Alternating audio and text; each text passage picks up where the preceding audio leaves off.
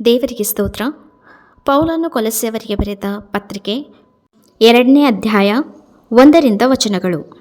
ಸುಳ್ಳು ಬೋಧಕನಿಗೆ ಕಿವಿಗೊಡಬಾರದೆಂದು ಎಚ್ಚರಿಕೆ. ನಿಮಗೋಸ್ಕರವೂ ಲವೋದಿಕೀಯರಿಗೋಸ್ಕರವೂ ನನ್ನನ್ನು ಕಣ್ಣಾರೆ ಕಾಣದಿರುವವರೆಲ್ಲರಿಗೋಸ್ಕರವೂ ನನಗೆ ಬಹಳ ಹೋರಾಟ ಉಂಟೆಂಬುದು ನಿಮಗೆ ತಿಳಿದಿರಬೇಕೆಂದು ಅಪೇಕ್ಷಿಸುತ್ತೇನೆ. ಹೇಗೆಂದರೆ, ನೀವೆಲ್ಲರೂ ಪ್ರೀತಿಯಿಂದ ಹೊಂದಿಕೆಯಾಗಿದ್ದು ಬುದ್ಧಿಪೂರ್ವಕ ನಿಶ್ಚಯವೆಂಬ ಭಾಗ್ಯವನ್ನು ಪಡೆದು ದೇವರು ತಿಳಿಸಿರುವ ಮರ್ಮವನ್ನು, ಅಂದರೆ ತನ್ನಲ್ಲೇ ಜ್ಞಾನ ವಿದ್ಯೆ ಸಂಬಂಧವಾದ ನಿಕ್ಷೇಪಗಳನ್ನೆಲ್ಲ ಅಡಗಿಸಿಕೊಂಡಿರುವ ಕ್ರಿಸ್ತನನ್ನು ತಿಳ್ಕೊಂಡವರಾಗಿ ಹೃದಯದಲ್ಲಿ ದೃಢವಾಗಿರಬೇಕೆಂಬ ಕುತೂಹಲವು ನನಗೆ ಉಂಟು. ಯಾರಾದರೂ ರಂಜನೆಯಾದ ಮಾತುಗಳಿಂದ ನಿಮ್ಮನ್ನು ಮೋಸಗೊಳಿಸಿಯಾರೆಂಬ ಭಯ ನನಗಿರುವುದರಿಂದ ಇದನ್ನು ಹೇಳಿದ್ದೇನೆ. ನಾನು ಶರೀರದಿಂದ ನಿಮ್ಮ ಬಳಿಯಲ್ಲಿ ಇಲ್ಲದಿದ್ದರೂ ಆತ್ಮದಿಂದ ನಿಮ್ಮೊಂದಿಗಿದ್ದು ನೀವು ಕ್ರಮವಾಗಿ ನಡೆಯುವುದನ್ನು, ಕ್ರಿಸ್ತ ನಂಬಿಕೆಯಲ್ಲಿ ದೃಢವಾಗಿ ನಿಂತಿರುವುದನ್ನು ನೋಡಿ ಸಂತೋಷಪಡುತ್ತೇನೆ. ಆದುದರಿಂದ ನೀವು ಕರ್ತನಾದ ಯೇಸುವೆಂಬ ಕ್ರಿಸ್ತನನ್ನು ಅಂಗೀಕರಿಸಿದಂತೆಯೇ ಆತನಲ್ಲಿದ್ದವರಾಗಿ ನಡೆದುಕೊಳ್ಳಿರಿ. ಆತನಲ್ಲಿ ಬೇರೂರಿಕೊಂಡು ಭಕ್ತಿ ವೃದ್ಧಿಯನ್ನು ಹೊಂದಿ ನಿಮಗೆ ಬೋಧಿಸಲ್ಪಟ್ಟ ಉಪದೇಶದ ಪ್ರಕಾರವೇ ಕ್ರಿಸ್ತ ನಂಬಿಕೆಯಲ್ಲಿ ನೆಲೆಗೊಂಡು ದೇವರಿಗೆ ಹೆಚ್ಚೆಚ್ಚಾಗಿ ಸ್ತೋತ್ರ ಮಾಡುವವರಾಗಿರಿ. ಕ್ರಿಸ್ತನನ್ನು ಅನುಸರಿಸದೆ ಮನುಷ್ಯರ ಸಂಪ್ರದಾಯಗಳನ್ನು, ಪ್ರಾಪಂಚಿಕ ಬಾಲಬೋಧೆಯನ್ನು ಅನುಸರಿಸುವವರು ನಿಮ್ಮಲ್ಲಿ ಬಂದು ಮೋಸವಾದ ನಿರರ್ಥಕ ತತ್ವಜ್ಞಾನ ಬೋಧನೆಯಿಂದ ನಿಮ್ಮ ಮನಸ್ಸನ್ನು ಕೆಡಿಸಿ ನಿಮ್ಮನ್ನು ವಶಪಡಿಸಿಕೊಂಡಾರು. ಎಚ್ಚರಿಕೆಯಾಗಿರಿ.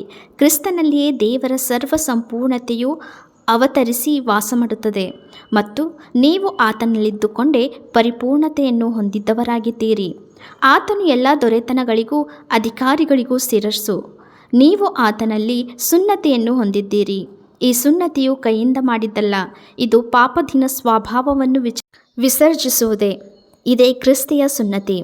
ನೀವು ದೀಕ್ಷಾಸ್ನಾನದಲ್ಲಿ ಕ್ರಿಸ್ತನೊಂದಿಗೆ ಹೂಣಲ್ಪಟ್ಟಿದ್ದರಿಂದಲೇ ಆ ಸುನ್ನತಿಯನ್ನು ಹೊಂದಿದ್ದೀರಿ. ಇದಲ್ಲದೆ ಆತನನ್ನು ಸತ್ತವರೊಳಗಿಂದ ಎಬ್ಬಿಸಿದ ದೇವರ ಸಾಮರ್ಥ್ಯದಲ್ಲಿ ನಂಬಿಕೆ ಇಡುವುದರ ಮೂಲಕ ಅದರಲ್ಲಿ ಆತನ ಕೂಡ ಎದ್ದು ಬಂದೀರಿ. ಅಪರಾಧಗಳನ್ನು ಮಾಡುವುದರಿಂದಲೂ ಸುನ್ನತಿ ಇಲ್ಲದ ಶರೀರ ಭಾವದಿಂದಲೂ ಸತ್ತವರಾಗಿದ್ದ ನಿಮ್ಮನ್ನು ಸಹ ದೇವರು ಕ್ರಿಸ್ತನೊಂದಿಗೆ ಬದುಕಿಸಿದ್ದಾನೆ. ಆತನು ನಮ್ಮ ಅಪರಾಧಗಳನ್ನೆಲ್ಲ ಕ್ಷಮಿಸಿ ನಮ್ಮ ಮೇಲೆ ದೋಷಾರೋಪಣೆ ಮಾಡಿದಂಥ ಆಜ್ಞಾರೂಪವಾಗಿದ್ದಂಥ ಪತ್ರವನ್ನು ಕೆಡಿಸಿ ಅದನ್ನು ಶಿಲುಬೆಗೆ ಜಡಿದು ಇಲ್ಲದಂತಾಗಿ ಮಾಡಿದನು. ಆತನು ದೊರೆತನಗಳನ್ನು, ಅಧಿಕಾರಗಳನ್ನು ನಿರಾಯುಧರನ್ನಾಗಿ ಮಾಡಿ ಜಯೋತ್ಸವ ಮಾಡುತ್ತಾನೋ ಎಂಬಂತೆ ಶಿಲುಬೆಯ ಮೇಲೆ ಅವುಗಳನ್ನು ಜಯಿಸಲ್ಪಟ್ಟವುಗಳನ್ನಾಗಿ ಮೆರೆಸುತ್ತಾ ತೋರಿಸಿದನು.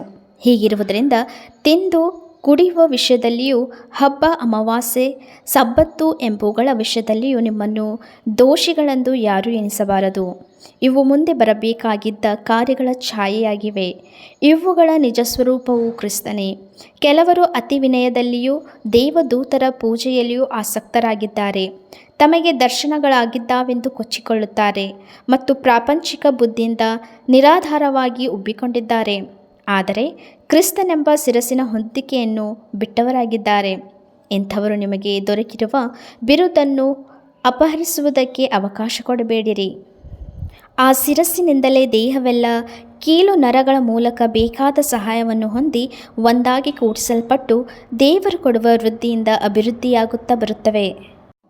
ಪ್ರಾಪಂಚಿಕ ಬಾಲಬೋಧೆಯ ಪಾಲಿಗೆ ನೀವು ಕ್ರಿಸ್ತನೊಂದಿಗೆ ಸತ್ತವರಾಗಿದ್ದ ಮೇಲೆ ಇನ್ನು ಪ್ರಾಪಂಚಿಕರಾಗಿ ಬದುಕುವವರಂತೆ ಮನುಷ್ಯ ಕಲ್ಪಿತ ಆಜ್ಞೆಗಳನ್ನು, ಉಪದೇಶಗಳನ್ನು ಅನುಸರಿಸಿ ಇದನ್ನು ಹಿಡಿಯಬೇಡ, ಇದನ್ನು ರುಚಿಯ ನೋಡಬೇಡ, ಅದನ್ನು ಮುಟ್ಟಬೇಡ ಎನ್ನುವ ನಿಬಂಧನೆಗಳಿಗೆ ನಿಮ್ಮನ್ನು ಒಳಗಾಗ ಮಾಡಿಕೊಳ್ಳುವುದೇಕೆ?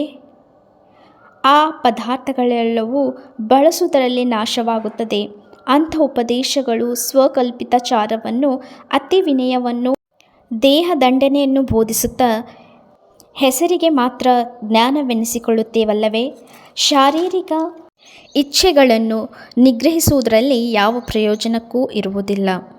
ಇದು ಪೌಲನು ಕೊಲೊಸ್ಸೆಯವರಿಗೆ ಬರೆದ ಪತ್ರಿಕೆ 2ನೇ ಅಧ್ಯಾಯ 1ರಿಂದ 23 ತನಕ ವಚನಗಳು.